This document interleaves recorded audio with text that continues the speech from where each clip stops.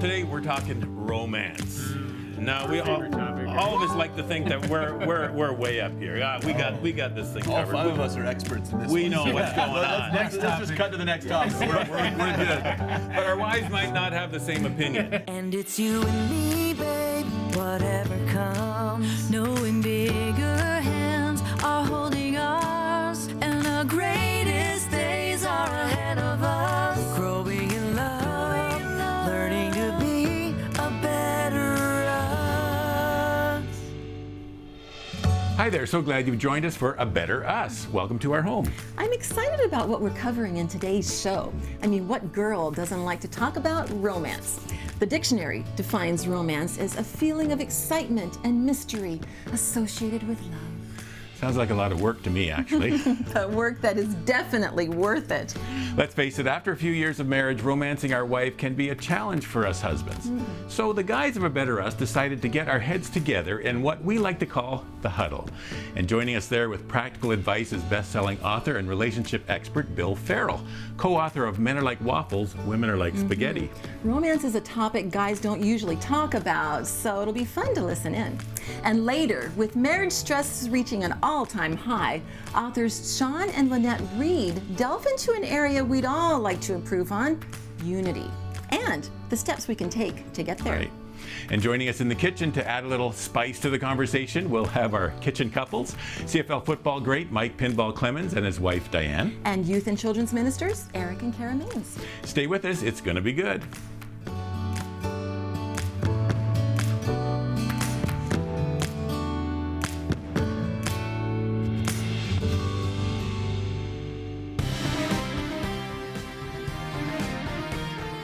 Welcome to the huddle, where the guys of A Better Us get together and we do our thing. The girls did their thing. They call it Just Us Girls. So we thought we got to do this too. So we have Eric Maines, we got Dan McCauley, we got Mike Pinball Clemens, and we got Bill Farrell, our relationship expert. Mr. Expert. And Bill's gonna help us with some things here, but just to let you know where we are, if you haven't seen the huddle yet, we are at Tim Hortons Field in Hamilton, and it's a great place. It's a little quieter than when there's a football game going on. That's right. A few less people. But also housed here is the Canadian Football Hall of Fame, where there's lots of memorabilia. It's kind of a museum thing, and then there's a bunch of these bronze heads all in a row, and one of these guys, pinball. We should just bring yours and just set it right here. We could have an extra person in the huddle. Actually, I could take it home, right? Because then I can show my wife how good I used to be. Yeah. So this is great. So the huddle, the idea of that, you know, when you're playing football, you've been in a lot of huddles yourself, pinball, over the years. But the guys, we've got to strategize, and how are we going to make some yardage here, move down the field, make progress. And so in our marriages, we all want to be a better us. We all want to make progress and march down the field, so to speak, and get better. And so we got to get our heads together, and we're letting the ladies listen in on the huddle, which doesn't usually happen. It's nice to have a coach in the huddle. You know, out on the field, right? That's You right. don't necessarily have that coach in the huddle. Yeah, but to have Bill here have in. that coach in the huddle is a real bonus today. So today we're talking romance. Now all of us like to think that we're way up here. We got this thing All covered. five of us are experts in this. We one. know what's going on. Let's just cut to the next topic. We're good. But our wives might not have the same opinion. So Bill, you could start the kickoff here for this game, and we'll see how do we unpack this sometimes mysterious thing called romance. Well, it's an interesting question because I'm not aware of any verse in the Bible that tells us we should romance our wives. And so it's easy to think. See, it's easy to think it's just kind of a Western thing, and we can kind of put it aside. There is, however, a verse that it's in Hebrews chapter 3, verse 13. It says, "Encourage one another daily, as long as it is called today, so that none of you will be hardened by sin's deceitfulness." And this idea of encouragement, if we grasp what it really means, two things happen that help our marriage. One is the hearts of everybody we love soften. And how many of you know that when your wife's heart is soft towards you, it's a lot easier?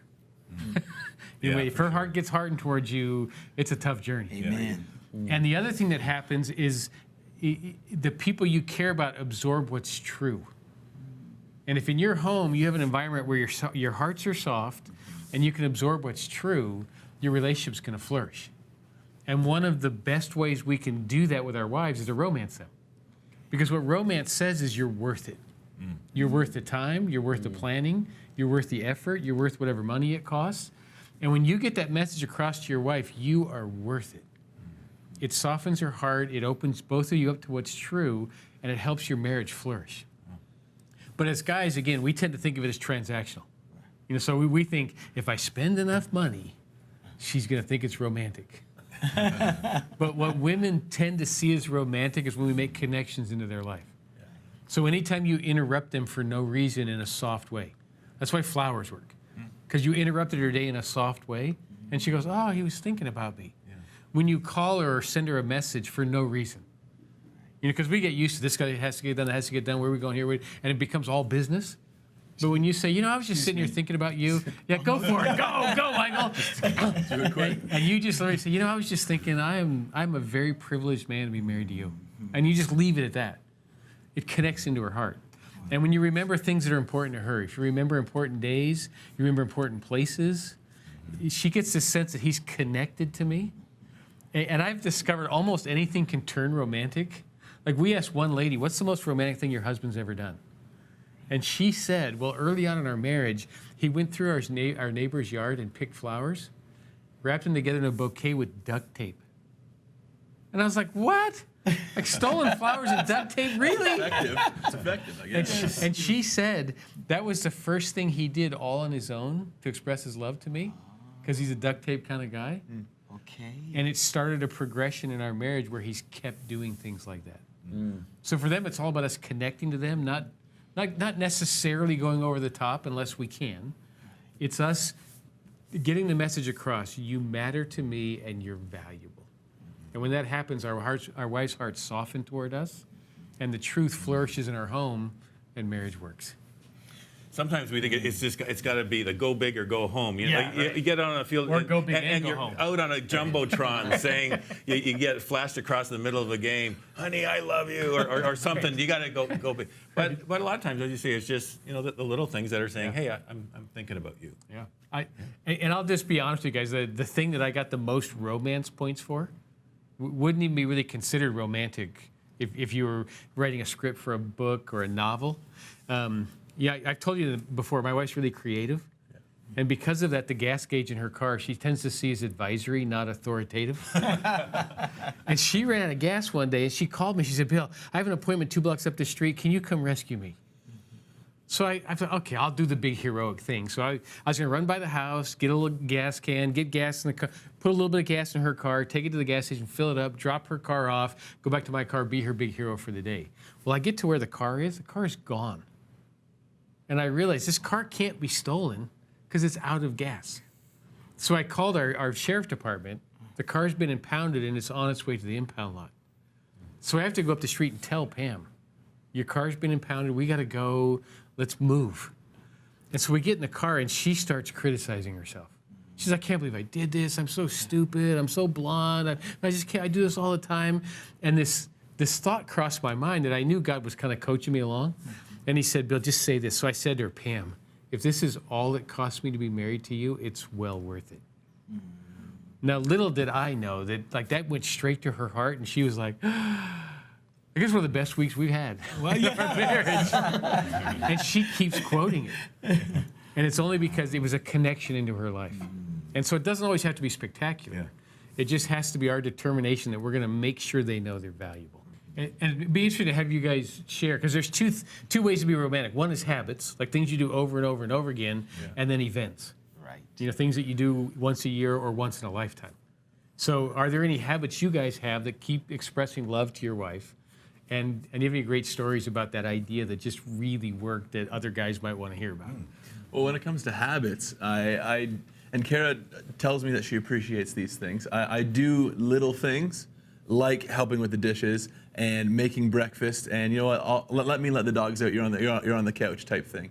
But when it comes to like events and big romantic gestures, I have been lacking, and she let me know this recently because we were tasked by a friend to help him do a big romantic thing for his wife, and we went to a corn maze, and we found a nice little open area. He had already printed off pictures of them and different stages of their relationship, so we taped those pictures to corn things, and then he wanted to get her a better wedding band, so he did eventually. After all these years, he bought her a nice wedding band, and he had it in we placed it in the corn, and it was this big romantic cheesy thing, and then we hid and we took pictures as they came through, and she was crying and everything. All of that being done, Kara and I are back in the car about to go home, and I'm already sweating because I know what's coming, and so I'm just driving and just like, okay, yeah, it's just going home now. That was nice of him to do, wasn't it? I can feel her eyes right on me, and then the words come, just, so why don't you do things like that for me? And I'm just like, okay, I should be, because you are worth it, and I'm sorry that I haven't been, but that's an area that, like, she's definitely worth it, and I want to do that for her, and I've been lacking that, and so. And I would just say a clue for some of you: if you want to know what you can do for your wife, ask her friends, because I guarantee they know. Excellent. Just like you were able to help your friends. That's right. Hey? Yeah. Good point. Yeah. Very good point. Well, you've asked a question. There's a lot of bad stuff that I do, but I'm pretty good at the big events thing. So, we have a friend who often recounts one of the stories when I had gifts hid all around the house, and she lives in California. So every time we go there, she talks about that. For one of her special birthdays, I had all the things she loves, right? And so we had a musician who came and performed. That was a great friend of ours. We did a fashion show, all these different things, and so I hope Peter doesn't get upset with me, but I couldn't understand, like, why, like, why would you spend this much money on a coat, right? I couldn't, and so I was talking to my EA. I said, this just doesn't make sense, right? But it was a very special landmark thing, and she wanted it, and so I bought it. The last model came out in this special coat, right? And we also did 20 days in Europe for our 20th anniversary. Nice.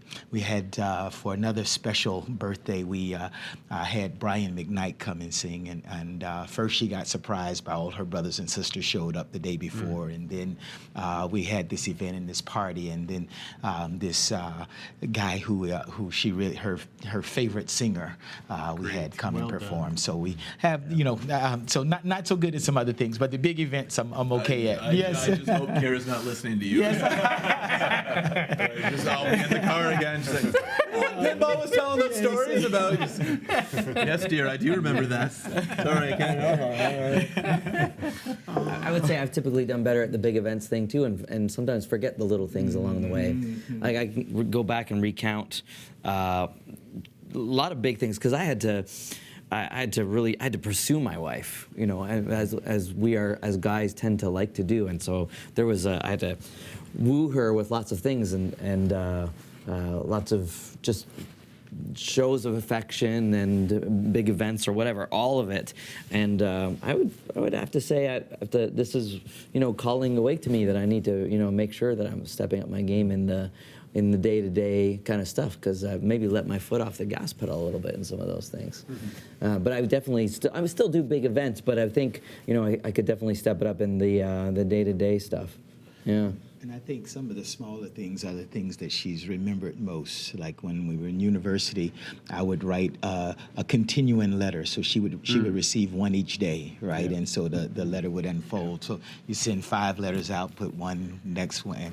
Yeah. And so those kinds of little things that didn't cost nearly as much. Well, one of the things we have in our relationship that costs nothing, but if I ever don't do it, it will cost everything, is my wife and I pray every time we eat together, and I kiss her after we pray. And I guarantee you, if I forget to kiss her, yes, I will hear about it. I'll have that conversation you've had with Karen. So it's just a simple thing, but it keeps us connected, and keeps letting her know that I go out of my way to kiss you, or I'll kiss you right next to me if you're there. Keeping the fires burning, and it's really helping our wives with the greatest need they have of security, because doing something where you're thinking about them, and even big or small, that says, yeah, he really cares about me. He would marry me all over again. This is the trust level keeps above the line, and so it's a challenge for us to keep on top of mind because you get distracted, so many things happening. But membership has its privileges. Yeah. There you go. Good way to end this segment. And so this has been a good huddle, guys. So thanks for tuning in. And so we've been breaking these huddles lately with going the ready, break. Okay, see ya. Sometimes there's an obstacle, isn't there? And what does a river do when there's an obstacle in the way? It goes around it, it separates. And sometimes that's what happens in a couple, is there's an obstacle and you both go different directions around it, instead of being unified as you go around it or over it or however. And so often it's our pride that gets it. That is that obstacle. Yeah. Just think it has to go around.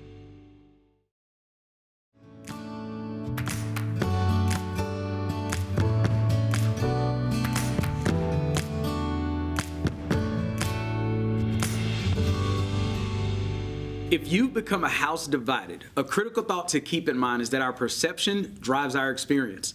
How we perceive ourselves and our spouse has the power to alter the decisions that we make and the paths that we take. The goal is to get on the same page as a team, but unity, it takes a lot of work. Yeah, and so we suggest walking these pathways to unity. So the first one is the path of humility. Humble yourself to hear your spouse's heart. So C.S. Lewis once said, humility is not thinking less of yourself, it's thinking of yourself less. So we're most powerful when we're remarkably humble. And so the more the couples fight for control, the more they'll lose themselves to pride in the process. And pride manifests in many ways, but ultimately it shifts the blame. No matter what, a self-centered person sees others as the problem. Yeah, so while a wife or a husband forces their views, their opinions, or their will on their spouse, whatever results they attain in the process inevitably will lead to an earthquake. Yeah. We will fight to gain what we perceive to be an escape from being controlled. Right? If we perceive you as a form of bondage, then we're going to fight against that. So it's similar to the fight or flight response that kicks in during a perceived threat. If your behavior towards your spouse is perceived by them as manipulative or domineering, they may retreat into themselves as a protective measure. And this begins to create a circle of causality. Yeah, and so you'll know that you're walking in humility when you put the needs of your spouse above your own. So couples who walk the path of humility honor one another's strengths, but then they also share their weaknesses. Yeah, so one of the paths that you can take is the path of negotiation, where you negotiate the terms of the agreement and then you proceed together as partners. You begin by clearly capturing what you really want as an individual regarding your specific circumstances. Yeah, so prior to presenting your perspective to your spouse, jot down the specifics of what you desire and give a few reasons why, and then your spouse does the same. Yeah, and then you communicate the reasons rather than your arguments or your justifications, right? You're not out to prove them wrong or to tip the scales in your favor, right? Winning together is the only real team triumph. Yeah, and so having heard both sides, you collaborate until you've reached an agreeable course of action. We are in the kitchen once again with our kitchen couples, Mike and Diane. We have Eric and Kara.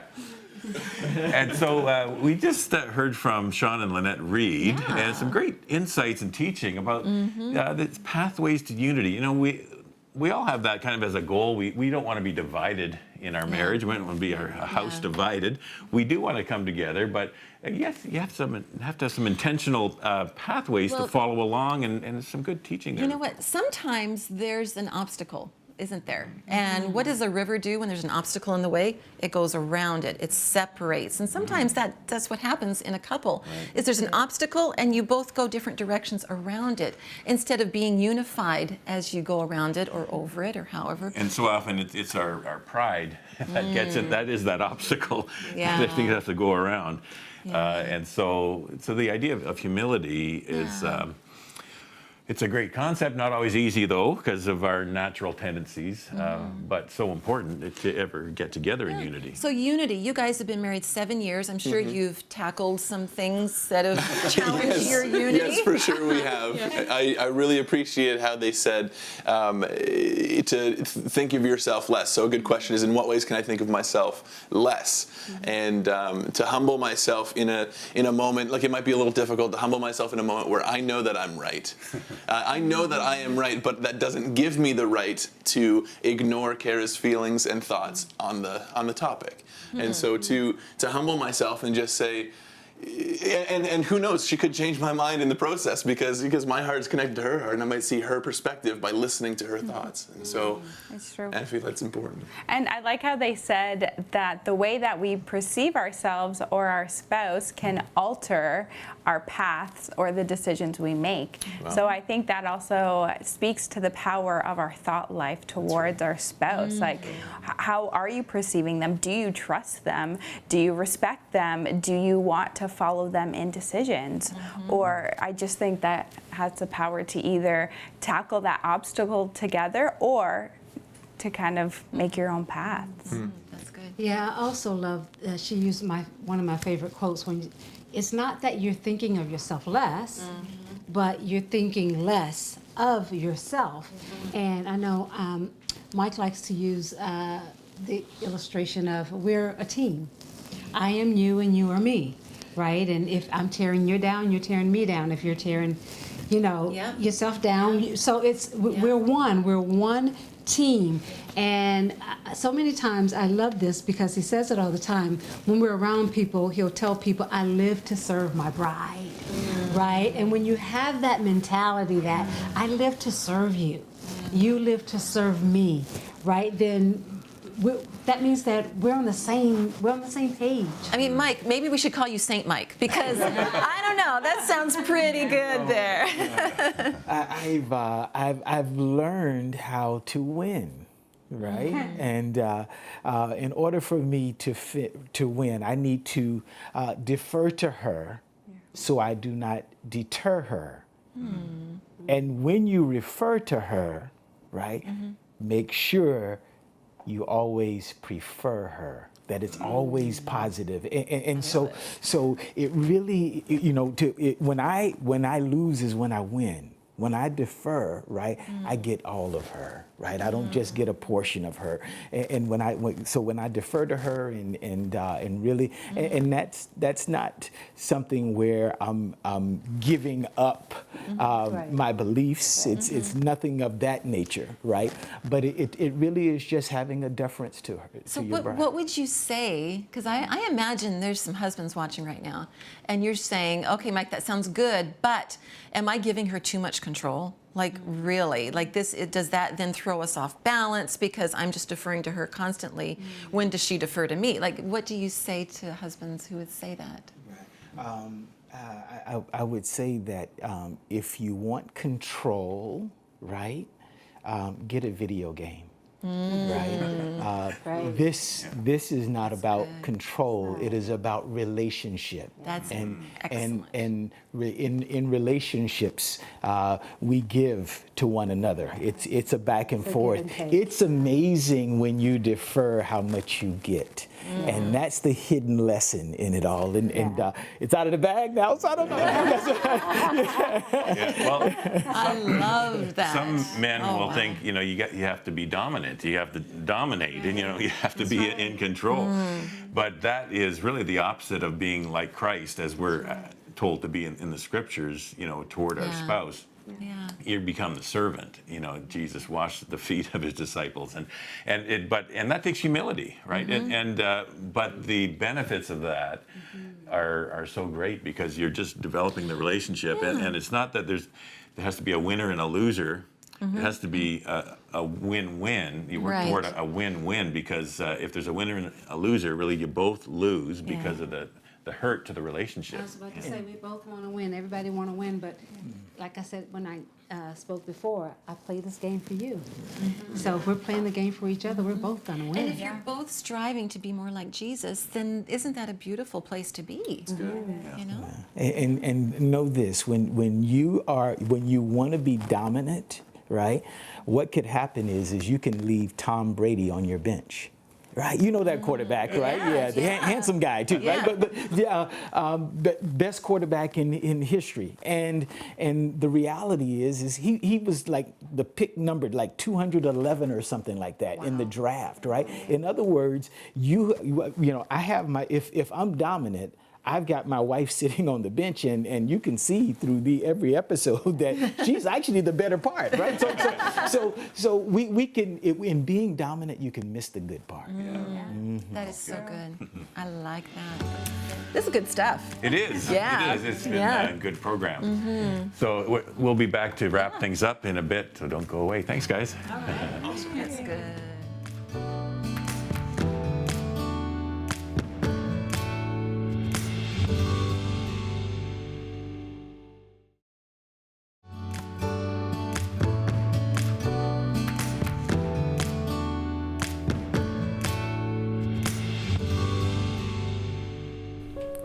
It was fun in today's program listening to you guys talk about romancing your wives. It's not something guys usually talk about, but it was great to challenge each other to really focus on this important part of marriage.